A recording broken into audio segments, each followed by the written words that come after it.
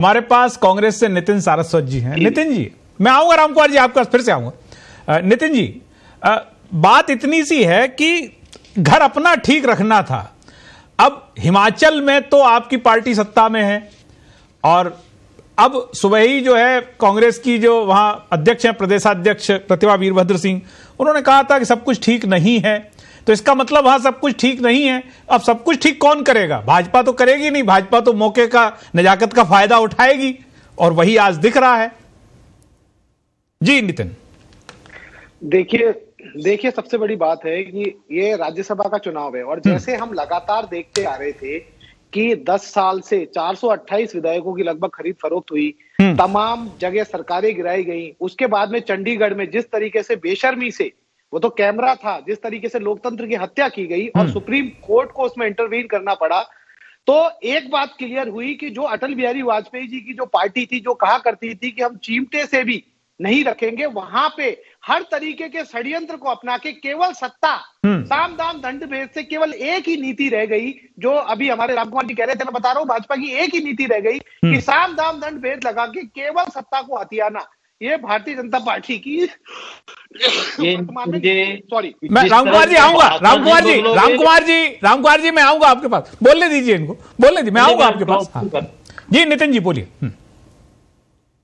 जिस तरीके से 2001 में पहले ये गुप्त मतदान हुआ करता था, उसके बाद में ये खुला मतदान हुआ, ताकि ये पता चल पाए कि जो लोग चंद घंटे पहले अंतरात्मा, जबकि अंतरात्मा उनकी बिकाऊ है, ऐसी अंतरात्मा जो चंद घंटे पहले जागी है, पहले वो अंतरात्मा उनकी कभी नहीं जागती, तो जो चंद घंटे पहले जिन बिकाऊ लोगों की अंतरात्मा जागती है, वो जनता के सामने और पार्टी के सामने वो एक्सपोज हो सके, इसीलिए ये खुला मतदान किया गया।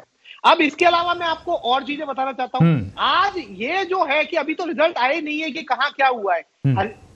हिमाचल के मुख्यमंत्री ने बिल्कुल अभी मीडिया के सामने आकर कहा है, जैसे हम लगातार देखते हैं कि जिस तरीके की गुंडागर्दी इन्होंने मचा रखी है कि 6 विधायकों को हरियाणा पुलिस हिमाचल से आके ले गई।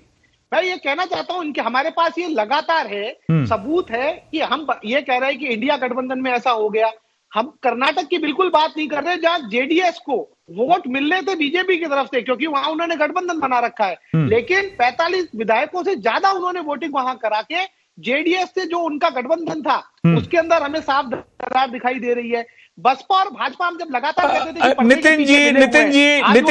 नितिन सारस्वत जी, नितिन जी, सारे जहां की बात आप कर गए। सवाल मेरा यह था कि हिमाचल कांग्रेस की जो अध्यक्ष हैं प्रतिभा वीरभद्र सिंह, उन्होंने कहा यहां सब कुछ ठीक नहीं है। अब इस सब कुछ ठीक नहीं को क्या आपकी विरोधी पार्टी ठीक करेगी? ये सब आरोप लगते रहे हमेशा से, कोई पहली बार नहीं लग रहे हैं। अंतरात्मा की आवाज इंदिरा जी के समय जागी थी, इसलिए ऐसा नहीं है कि अभी जागी है कल ही। वीरभद्र जी ने बोला है नितिन जी। मैं ये कह रहा हूँ, तो क्या कहेंगे आप? प्रतिभा जी ने हो चाहे विक्रमादित्य जी ने, उसके बाद में बयान भी दिया कि हमारे सारे विधायक इन्हीं को वोट करेंगे और हमारा कैंडिडेट जीतेगा, पार्टी को वोट करेंगे। उसके बाद में उन्होंने अगला बयान ये भी दिया है, अगर आपने वो भी सुना हो तो। पर मैं ये कह रहा हूं कि जिस तरीके से राजनीति के अंदर साम दाम दंड भेद अपना के केवल सत्ता को अपनाने का प्रयास, चलिए